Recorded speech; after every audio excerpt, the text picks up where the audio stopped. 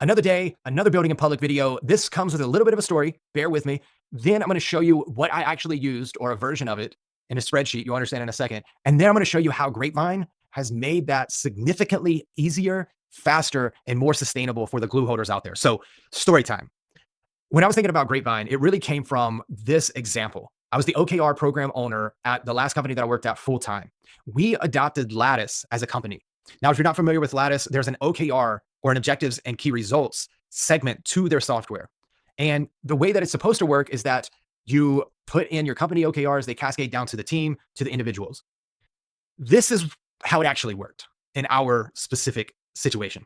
We tried that. We tried to get everybody to create their OKRs and then upload them directly into Lattice. What we ran into was an issue that the goals weren't aligning, the tags were off, and it just wasn't as intuitive as we wanted it to be. So what happened, like most glue holders out there, I became the system, meaning instead of using Lattice, we use something like this at the beginning. So originally it starts with a document, just plain language. This is our objective. This is our key result of the company. And then what I would do is I would send out the sales OKRs, and we would have the manager or the leadership team member create their OKRs. Those would cascade down to the team members. We would do the same thing for every single department. All right. Now we still had Lattice. So me being the glue holder, what I had to do was turn this spreadsheet into Lattice. And so I literally uploaded 150 employees OKRs one by one. And it took several days. And it was at the end of the quarter. So we also had to focus on closing deals. And I was just exhausted. Now, fast forward to what I'm building with Grapevine Workplace. This is the easiest way that I've seen to be able to take your high-level strategy, turn it into your goals, and then turn your goals and your initiatives into projects, and then be able to manage your work directly in that same system. So this is Grapevine.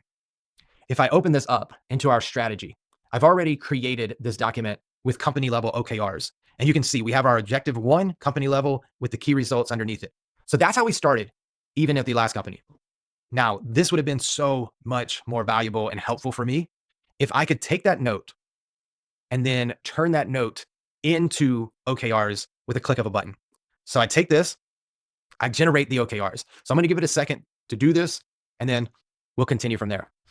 All right. So what that has done is it's parsed the note and it's brought it directly into the OKRs or goals framework. So we have our objectives and key result. We have our objective right here, and then we have our key results underneath them. And I can edit them before they go out there. So I can give it the parent goal if it has one. I can assign it to that specific person, give it the due date.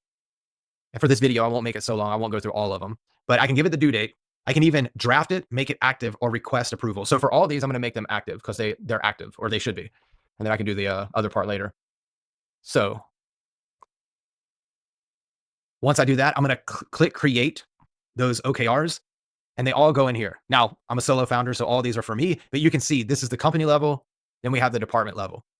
And then once I go in here and I connect all of them, I'll actually be able to see how they cascade to one another.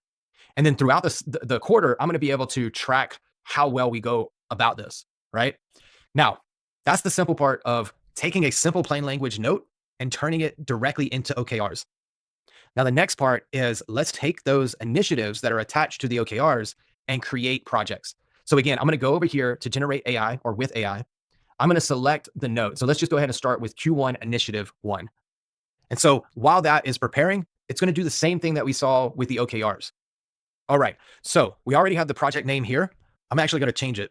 And I'm going to say Q1 Initiative number 1. And then we have the description here. I'm going to go with what it already put here, but you can edit these, give them different names, add a column if you want. You can move them up and down. And then same thing as I mentioned, before you actually put it on the project board, you can come in here, you can put it where it should be. You can assign it to someone and you can give it a due date and mark the priority. So I'm going to trust these right now to keep the video short. And then I'm going to create that project. And like I said, it's going to go on this board, but I want to show you one more thing before we wrap up this video. All right. So we have this in a Kanban board. You can also look at it in your table format or your list. But the thing that I wanted to share is a couple of things. So one, I can tie this to a project folder.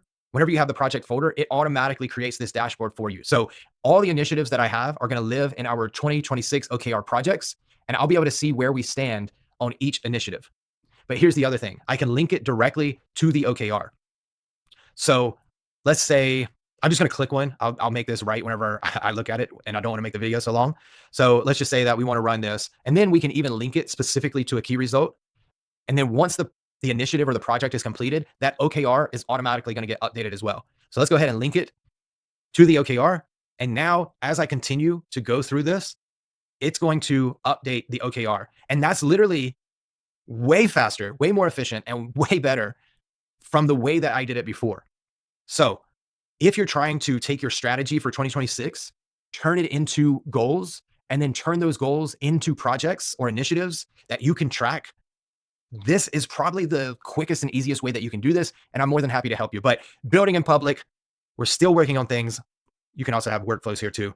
Video's too long already, but reach out to me if you want to be one of the first ones to use Grapevine, or if you're considering being a design partner with us. Thanks for watching.